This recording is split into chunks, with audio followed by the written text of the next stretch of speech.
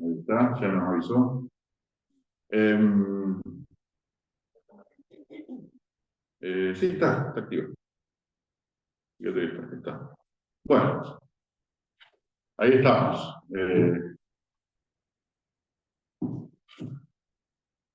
Como le decía, bueno, más temprano, hoy le tocaba hablar a Pedro, pero bueno, vamos a tratar de reemplazarlo. Bien, vamos a meditar en la palabra de Dios. Gracias al Señor porque hemos podido más temprano hacer memoria de su persona y de su obra en la cena del Señor. Gracias al Señor porque hemos tenido un tiempo de alabanza donde hemos podido cantar al Señor con todo el corazón, con todas las ganas.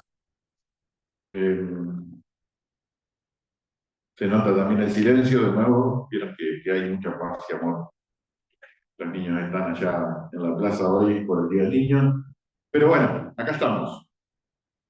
Como que nos sentimos un poco raros, pero vamos a meditar en la palabra de Dios un tiempo, Lucas 18. No tenemos PowerPoint, no hay demasiado chirimbolos hoy como para acompañar. Por eso, a buscar la Biblia pelada, busquen los textos y donde puedan detenerse, nos detenemos. Bien, Lucas 18, una parábola conocida. Ustedes saben que Jesús hablaba por parábolas, y las parábolas son pequeñas historias de la vida cotidiana, de las cuales Jesús sacaba una enseñanza. No nos olvidemos de algo. Cuando Jesús estaba ministrando, la gran mayoría de las personas eran analfabetas. ¿Sí? Eran muy poquitos los que tenían acceso a la lectura. Entonces, muchas veces él tenía que usar imágenes de la vida cotidiana para explicar realidades muy complejas a veces del espíritu, ¿sí? Y explicarlo a través de metáforas o de pequeñas historias bastante sencillas, ¿sí? A veces las parábolas tenían por propósito explicar y hacer más fácil lo difícil. A veces las parábolas tenían alguna enseñanza que el Señor estaba esperando que los discípulos o las personas que le seguían le preguntaran. Entonces, si lee, por ejemplo, Mateo 13, va a ver que al final dice que a los discípulos del Señor les explicaba todo tipo de detalles, pero al resto le explicaba por parábolas. Por ejemplo, la parábola del sembrador, cuando el Señor habla de la parábola del sembrador, habla de la semilla, el sembrador se había sembrado, bla, bla, bla, bla, a toda la multitud que estaba ahí. Cuando explica la parábola del sembrador, se lo explica solamente a los discípulos que le preguntan qué estaba diciendo. Che, ¿qué dijiste con la semillita? El tipo que estaba sembrando, los pajaritos que se comían las... ¿Qué quería decir todo eso? Bueno, la explicación que está ahí fue solo para los discípulos. Entonces, tengamos presente esto. Muchas veces el Señor lo que quiere es que le pregunten. Quiere que le preguntemos, quiere que indaguemos, quiere que averigüemos. Porque quizás en determinadas situaciones, quien no esté dispuesto a buscar entender lo que Dios quiere decir, muchas veces se va a quedar así. El entendimiento muchas veces es una cuestión de actitud, simplemente eso, de tener ganas de entender, no de capacidad intelectual, no, es ganas, hay que ponerle ganas. Y eso es lo que nos muestran algunas parábolas. En otros casos, el Señor directamente explicaba la parábola, como en este caso, y Lucas hace da un detalle sobre esto. Como en este caso no hay acá tantas vueltas en ese sentido, fue una parábola que, bueno, que quedó entendible al menos para todas las personas que estaban escuchando en ese momento. Lucas 18. Última cosa que decimos es lo siguiente, que toda parábola tiene siempre un propósito, tiene una narración que en general es la historia en sí misma y tiene un mensaje, o sea, una enseñanza básica, central, que el Señor quiere que nos llevemos. Y acá Lucas ya lo muestra de inmediato. Lucas hace la introducción a la parábola que el Señor conoce. Dice Lucas 18:1, también le refirió una parábola sobre. la necesidad de orar siempre y no desmayar. ¿Para qué conta esta parábola? Para remarcar la necesidad de orar siempre y no desmayar. Punto. Clarito como el agua. Diciendo, dice el versículo 2, y ahí empieza a hablar Jesús y empieza a contar la historia. Había en una ciudad un juez que ni temía a Dios ni respetaba a hombre. Había también en aquella ciudad una viuda, la cual venía a él diciendo, hazme justicia de mi adversario. Y él no quiso por algún tiempo, pero después de esto dijo dentro de sí, aunque ni temo a Dios, no tengo respeto a hombre, sin embargo, porque esta viuda me es molesta, le haré justicia, no sé cosa que viniendo de continuo me agote la pasión. Y dijo el Señor, oíd lo que dijo el juez injusto. ¿Y acaso Dios no hará justicia a sus escogidos que claman a él de día y de noche? ¿Se tardará en responderles? Os digo que pronto les hará justicia, pero cuando venga el Hijo del Hombre, ¿hallará fe en la tierra? Esta parábola forma también un bloque junto con la parábola del fariseo y el publicano, que tiene que ver con la oración sincera, reverente y expectante. Y justamente este era el propósito, remarcar la necesidad de orar siempre y no manchar. Y nos queda clarito. ¿Qué personajes intervienen en esta parábola? Bueno, hay tres. En realidad, hay un primer personaje que se muestra acá, que es un juez. Un juez injusto, dice acá. Un juez que no tenía a Dios y no tenía a hombre. Un malviche, básicamente, impune. Tenía poder, tenía autoridad y con ese poder y autoridad hacía lo que quería, lo que se le cantaba, lo que le venía bien, lo que se le tocaba. Era prepotente, no tenía entrañas, no tenía contemplación. Esa autoridad que le confería su cargo era una especie de juez de primera instancia, un funcionario muy poderoso, y por eso se reía de Dios y de las demás personas. Cualquier semejanza con la realidad es pura coincidencia. Esto parece que ha habido una plaga y que se ha expandido, y bueno, en fin. Segundo personaje, la viuda.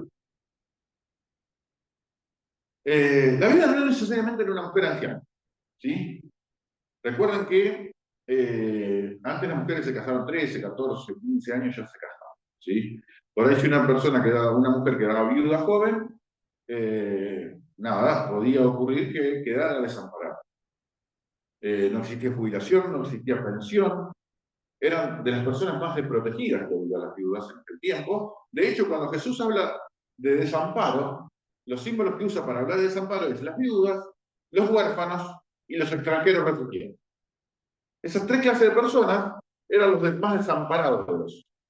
Por eso cuando hablaba de desamparo, hablaba de viudas, hablaba de huérfanos y hablaba de refugiados.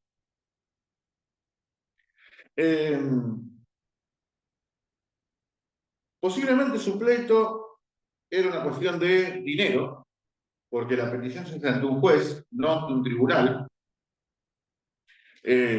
Quizás puede tener que ver con algo de alguna herencia, alguna cuestión pendiente de su difunto esposo.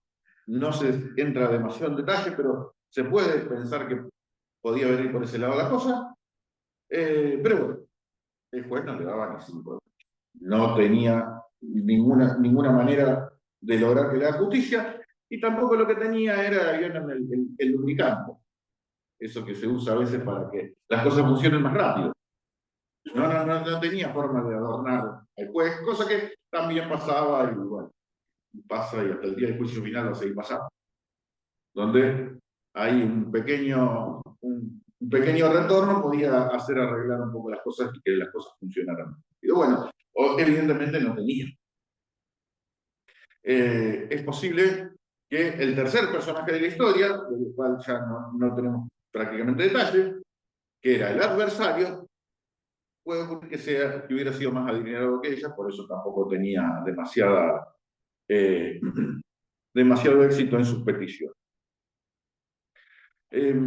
Historia muy común en la época de Jesús, historia directamente casi moneda corriente, cosas de todos los días, para y que, por ejemplo, hay documentados, hay un autor que hace una referencia a un documento que leyó de una corte que no era judía, sino islámica, pero que culturalmente es parecido en ese sentido, en el Medio Oriente, y es de hace poquito relativamente, teniendo en cuenta el tiempo que ha pasado desde que Jesús contó la parábola. Dice que hay una historia del siglo XIX, de unos documentos del cuales da cuenta esta persona de lo que llamaban el cadí. El cadí era como un juez musulmán que se sentaba en almohadones y venían todos ahí a rendirle pleitesía. Y la historia que está documentada es muy parecida a esta que está acá, donde había una viuda que buscaba que le hagan justicia, que había unos secretarios por ahí dando vueltas, secretarios del Cadí, donde todos estaban haciendo ese famoso lobby e intercambiando favores con los secretarios hacían llegar al Cadí, bueno, y esta mujer que no tenía plata y que buscaba y gritaba y gritaba y gritaba que le hagan justicia, que le hagan justicia, que le hagan justicia, le estaban exigiendo una deuda que no podía pagar, el Estado le estaba exigiendo unos impuestos que ella no podía pagar, pero a su vez ella estaba reclamando porque un hijo tenía en la guerra, defendiendo a la nación, entonces si tengo un hijo en la guerra, finalmente el juez le hace justicia y la exime de pagarlos. Una historia muy similar, y pasó en el siglo XIX, bastante similar a la historia que leemos acá al lado. O sea, para que nos demos idea de que lo que contaba Jesús era algo, llamémosle manera corriente, o era algo de todos los días. Obviamente, en el caso de la viuda, el juez no podía obtener ningún provecho. Por eso no va a mover un solo dedo para hacer justicia por ella, como decíamos. Él no tenía a Dios, no tenía a los hombres, era, como decíamos también, un mal bicho. Entonces, bueno, no tenía ningún incentivo y no había nada que la viuda pudiera darle que lo incentivara a hacer justicia. Entonces, parecía que el caso era un caso perdido. Pero la viuda encuentra el punto débil. Y está bueno. ¿Cómo encuentra ese punto débil? Como todo ser humano, se da cuenta la viuda que este juez podía tener algo.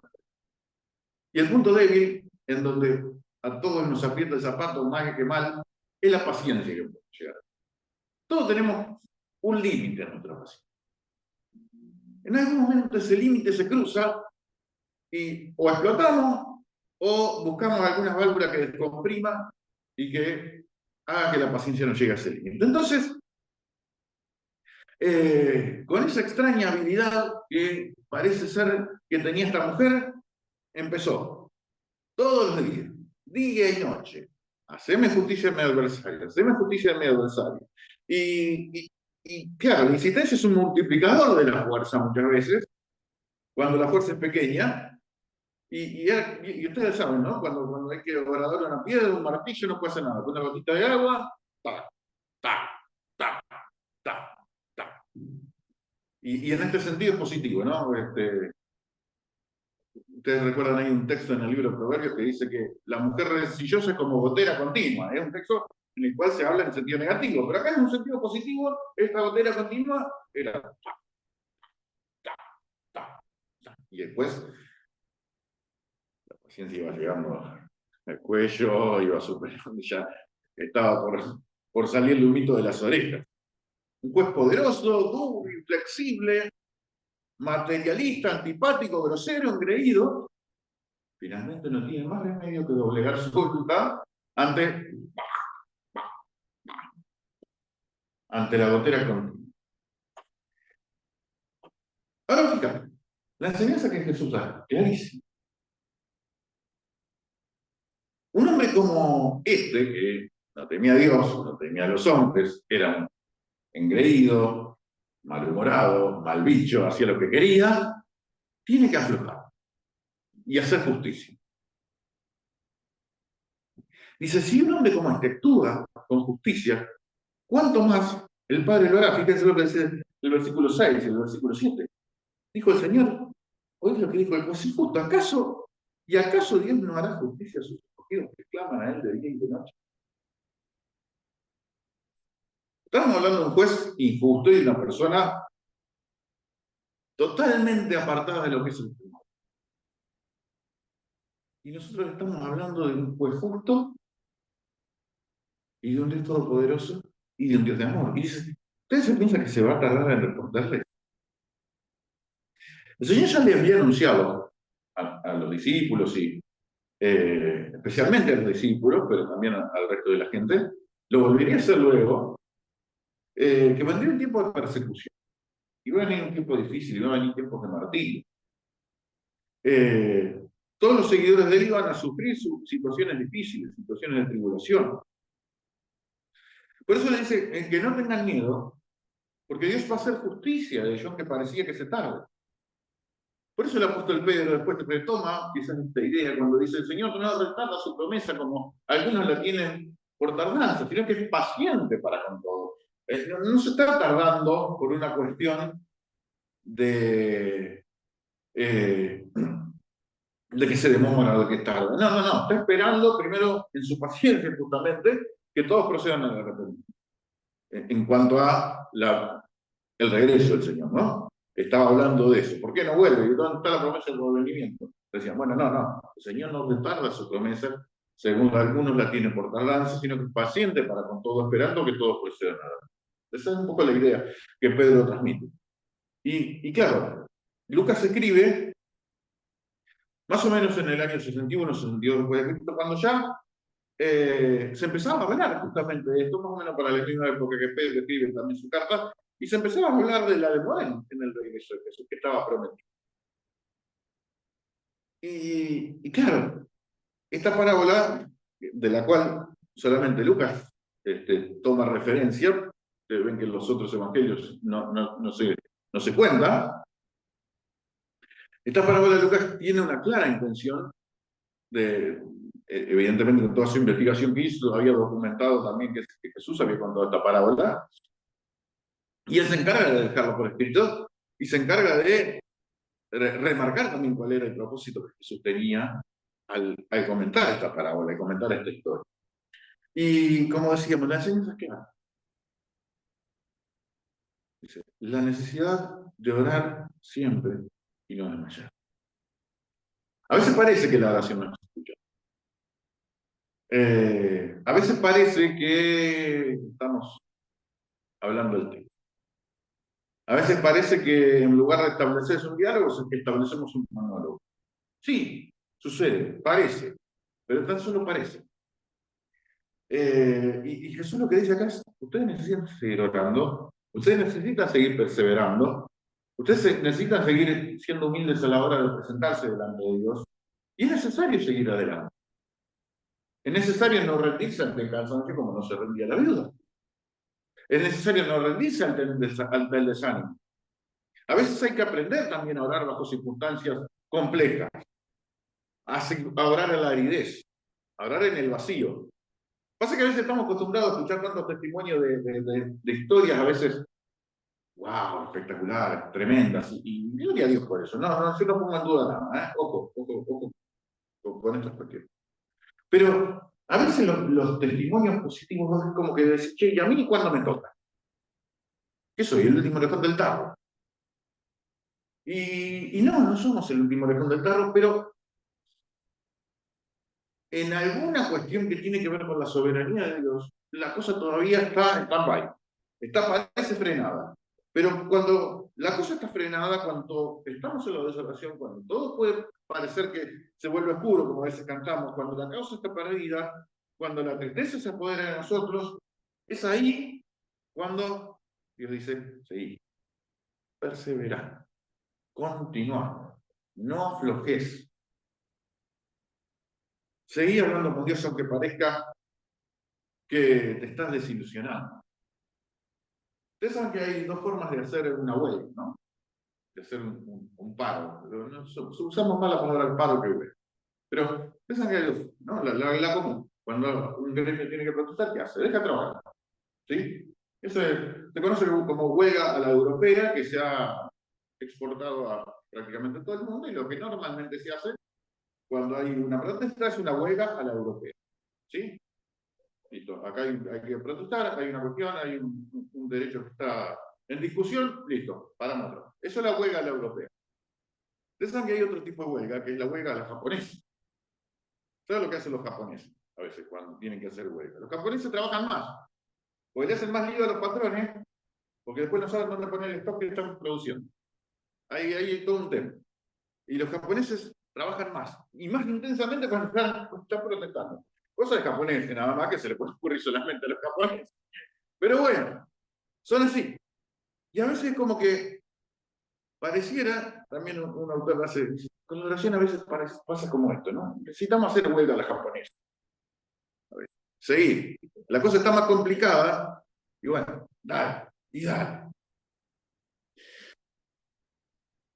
Ustedes saben que más o menos había un grupo de teólogos en algún momento que hace 50 años tenían un poco la costumbre de, era alguna corriente que había, bueno, que a veces pasa, lamentablemente pasado por tres, y consideraban a la oración como un instrumento le llamaban evasión subjetiva, es decir, era algo que usaban las personas para evadirse de la realidad. Eh, para tratar de escaparse de la realidad cotidiana y bueno,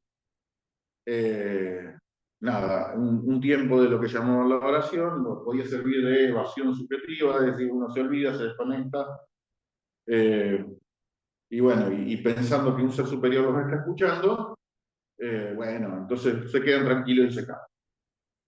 Bueno, que lo diga un ateo, bueno, se entiende porque son renegados y siempre están buscando la quinta pata del gato y molestando a las personas que tienen fe. Bueno, si lo dice un ateo, vaya y pase, pero que lo diga un teólogo es muy preocupante.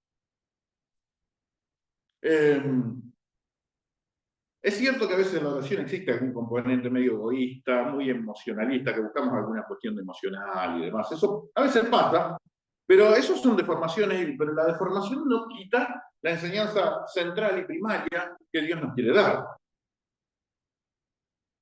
Eh, y sí, es cierto también que Dios nos escucha en todos lados, en todo tiempo podemos estar en contacto con Él, sí. Es verdad que podemos estar caminando por la calle o haciendo un mandado o, no sé, estando en la carnicería y bueno, podemos estar orando al mismo tiempo. Es verdad, es así, sucede. Pero nada reemplaza el tiempo particular y personal. Nada reemplaza al tiempo en donde justamente tenemos lo que el profeta Jeremías llamaba el secreto de Jehová. Cuando él hablaba de que había pastores que hablaban conforme a su corazón y decían cualquier cosa, y profetas que decían cualquier cosa, y cosas que se le ocurrían a ellos, pero de ninguna manera eran cosas que Dios había dado para que los profetas profeticen, que era la función esencial del profeta. Entonces, estos profetas hablaban conforme a su corazón, y si hubieran estado en los secretos de Jehová, ahí sí hubieran podido transmitir lo que yo verdaderamente quería. Bueno, esa es un poco la idea. Y el Señor Jesús también toma esa idea cuando en el Sermón del Monte habla Mateo capítulo 6 y dice eso también. Vos cuando eres, dice, no busques lo que buscan los fariseos, que hacen toda una serie de peroratas largas e interminables para que todos aplaudan su capacidad oratoria. No, no. Cuando vos quieras orar, dice, entra en tu aposento, cerrá la puerta y ora a tu Padre que está en los secretos. Y tu Padre que está en los secretos te recompensará. Corolario. Conclusión. Como decía un hermano muy querido, el secreto de la vida es la vida secreta. El secreto de la vida es la vida secreta. Es el tiempo en donde vos tenés la posibilidad de encontrarte con Dios sinceramente, cara a cara, de forma privada. De esa manera se fortalece la fe, se anima la conciencia, se anima la persona espiritualmente, se dispone a comprometerse con el Señor, con los demás, con las personas que ayudan, y de esa manera funciona. Ahora fíjate el contraste que hay. Hay un contraste enorme entre el juez injusto y el Dios poderoso que oramos. El juez es injusto, el Padre es eternamente justo. El juez era distante, Dios está cercano. Sí, acerquémonos con confianza, dice Hebreo, ¿no? La viuda no tenía ayuda para encontrarse con este juez. Nosotros tenemos un abogado. Abogado tenemos para con el Padre Jesucristo el justo, dice Juan. No había promesas. Nosotros tenemos la promesa, pedid y se os dará. El juez atendía en un horario muy particular y limitado. Seguramente, como sucede ahora, los horarios cada vez más limitados para trabajar menos. Nosotros podemos hacerlo siempre. La viuda con su petición molestaba al juez. Nosotros con nuestras peticiones agradamos a Dios.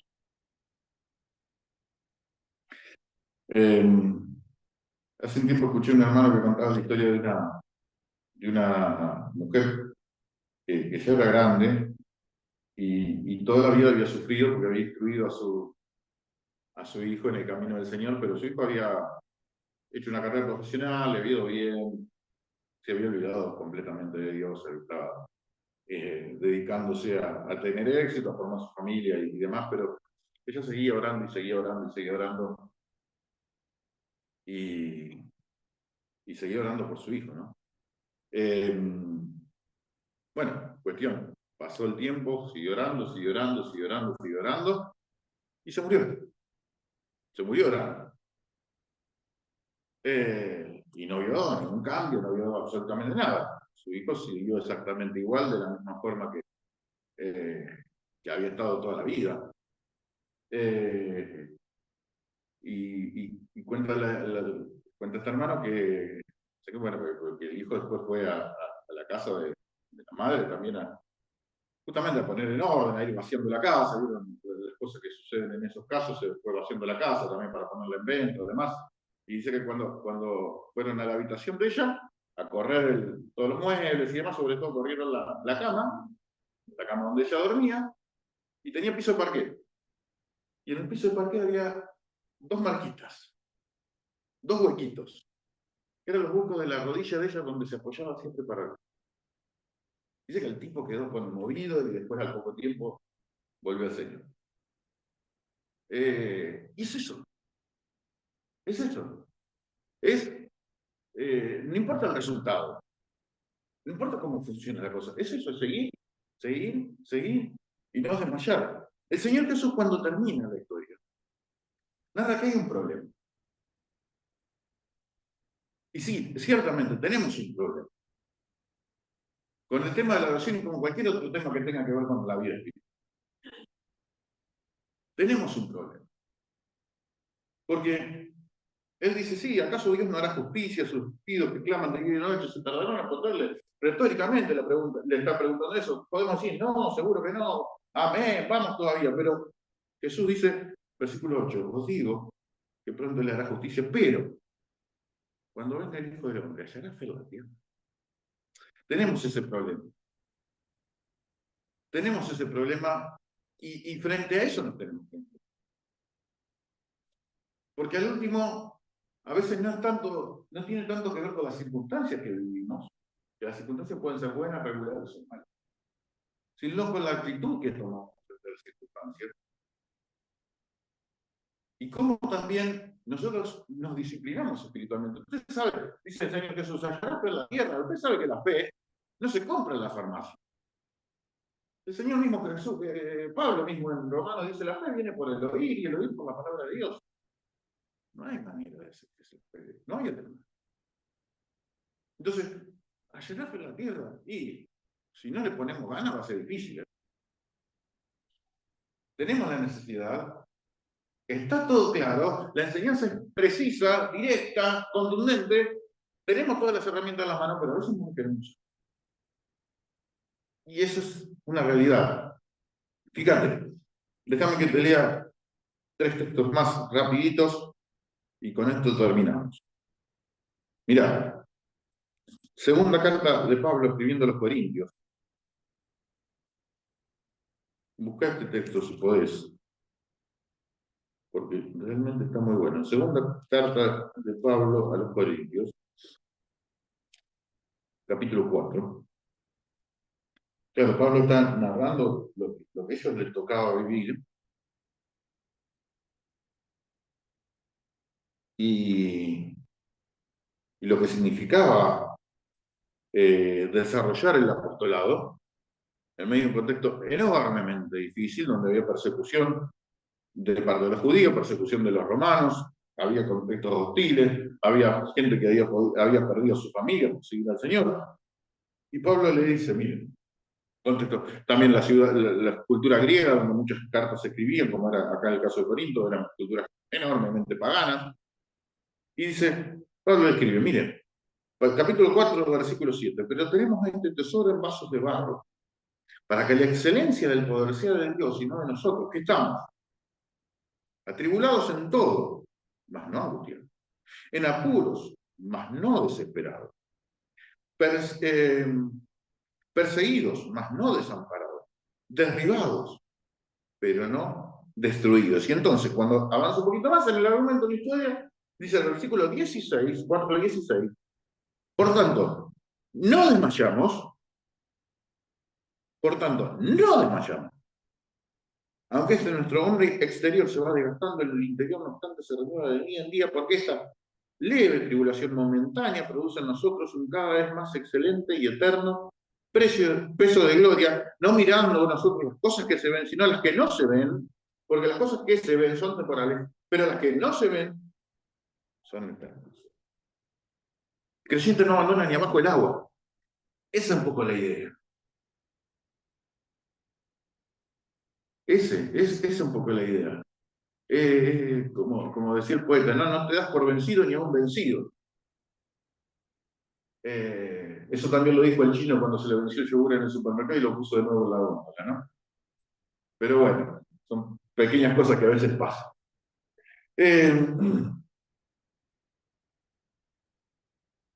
Esa es una realidad. Por lo tanto, no de ninguna manera. Te leo Efesios capítulo 6. El domingo pasado estuvimos meditando bastante en Efesios 6:13. Te leo Efesios 6:18. Porque, ¿se acuerdan, no? Estuvimos charlando sobre lo que significaba el día malo. Tomar, dice Efesios 6:13, tomen toda la armadura de Dios para que puedan resistir en el día malo y habiendo acabado todo, estar firmes. Versículo 18. Después le explica todo lo que es la armadura y los detalles de la armadura de Dios, ¿no? Son detalles muy lindos y que vale la pena a lo mejor algún día estudiarlos más en profundidad.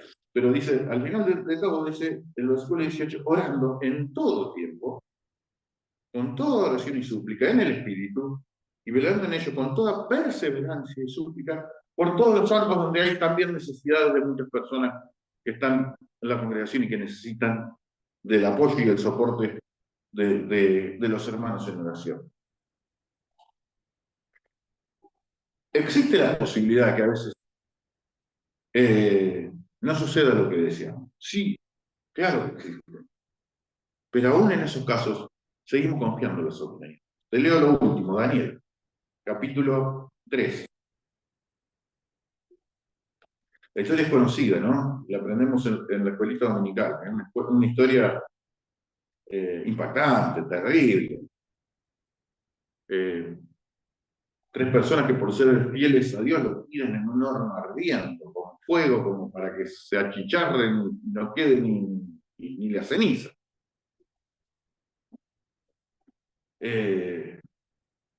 Sabemos el milagro que Dios hizo, ¿no? Pero fíjense lo que pasa antes. Hay una cuestión que es central. Después poder leer la historia completa. Es impactante.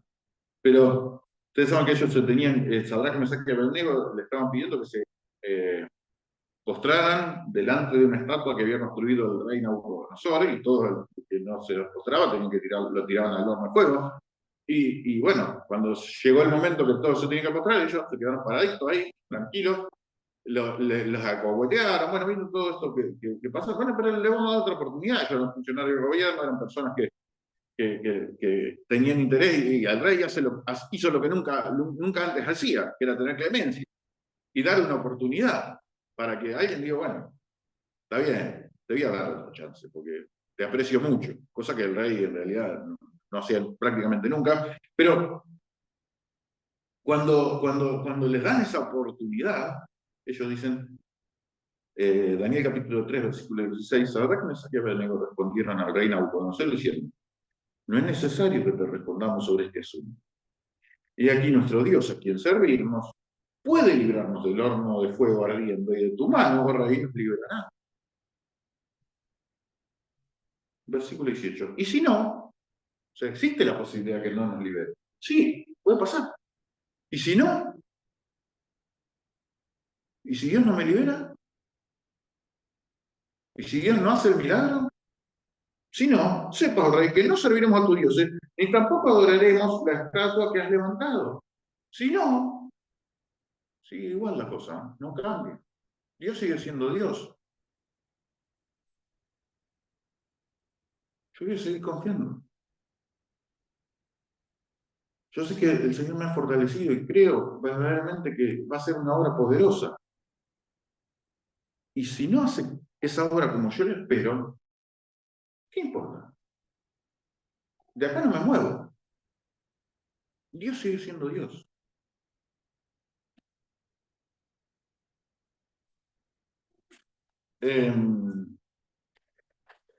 Hace poquito, ¿se acuerdan? Seguramente se acuerdan los nenes de la escuelita, nos cantaron una canción. Si esto lo hubiera programado con más tiempo, se las hacía cantar hoy de nuevo. Pero bueno, surgió como surgió, entonces nada, simplemente hacemos la referencia.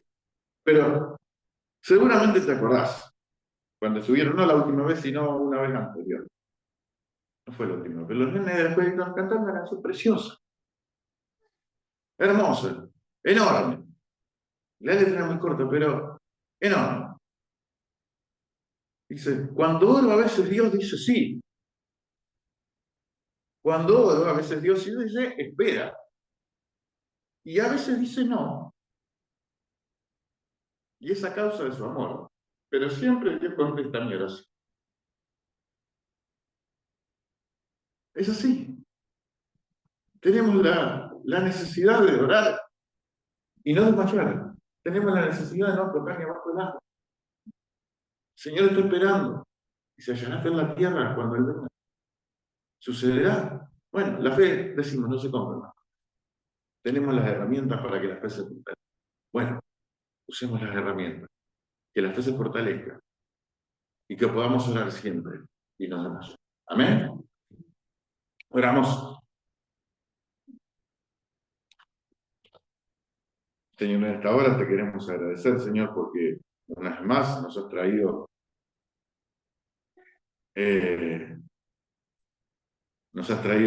Señor, tus palabras, nos has traído la oportunidad de encontrarnos con vos, de meditar en lo que vos querés decirnos, y nos has enseñado sobre la necesidad de orar siempre y no desmayar. Señor, te agradecemos porque tu palabra es clara, es precisa y nos has dado, Señor, todas las herramientas en la mano para que nuestra fe se fortalezca, para que nos hagamos, Señor, cada vez más fuertes, para que tu palabra, Señor, entre en nuestros corazones y podamos aprender, Señor, todo lo que vos quieras, para que nuestra fe se fortalezca, para que podamos seguir, siempre seguir como solemos cantar, y podamos seguir buscándote, buscando tu rostro, buscándote en oración, y nada más. Gracias te damos por este tiempo, por este momento, te pedimos que nos guíes, que nos bendigas, que bendigas a Cristina, Señor, en esta hora, para que tu mano poderosa siga obrando y pronto pueda estar ya restablecido totalmente. Señor, te pedimos por todos los motivos por los cuales siempre pedimos, Señor, por Ezequiel, por Marcelo de la Llave, por Agustín, por todas las personas que siempre pedimos. Señor, te rogamos por todo ello y, Señor, nos ponemos en tus manos una vez más, para que hagas lo mejor, Señor, en medio de tu pueblo, en el nombre de Jesús. Amén. Muy bien, muchas gracias a todos por su paciencia, por su atención. La próxima reunión será el miércoles a las 20 horas.